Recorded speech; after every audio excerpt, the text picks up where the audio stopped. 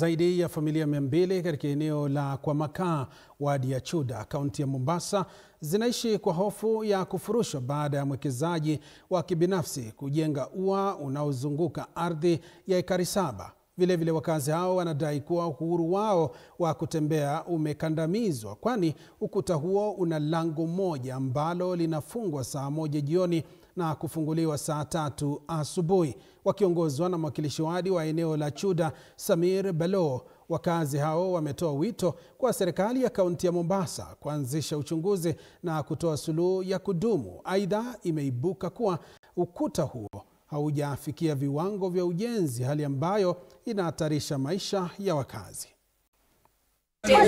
Saa hii watoto wangu wakitoka nyumbani ni saa 3 pamefungwa pale. Watoto wangu wanaenda shule. Pale njiani kwa kupita ni kwenye shimo. Watoto wanaenda wakainame walafu ndio waende shule. Wakitoka huko wanashuka kama ni maumbwa. Je, hii kwani ni haki ya kuishi wanadamu? Na kama walipewa notice ya kwa watuvunjie, kwa nini wasituweke notice?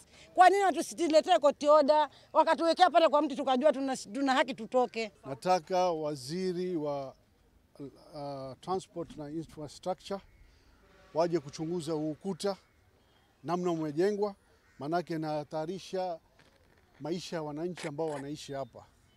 La pili, huyu bwenyenye amekuja hapa, amezungusha ukuta hapa.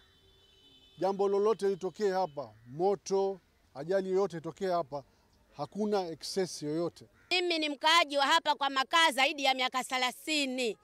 Na hapa Kwamakaa hii kiwanja imekuja imevamiwa na bwenyenye. Bwenyenye anasema kiwanja ni yake. Na sisi ndio tunaishi hapa ndani miaka yote. Na sahi huyo bwenyenye amekodisha wakora, wanatuvamia, wanatuvunjia. Wametuwekea geti, hatuna mahali pa kwenda.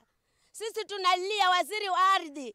MCA wetu amekuja, kilio tumemlilia, amekuja pamoja na sisi tumeungana naye. Leo hata tumetoka Makupa, tulikuwa tumevamiwa na mapanga. Sisi la kufanya hatujui tufanyeje, sisi wana Chuda, wana Makaa.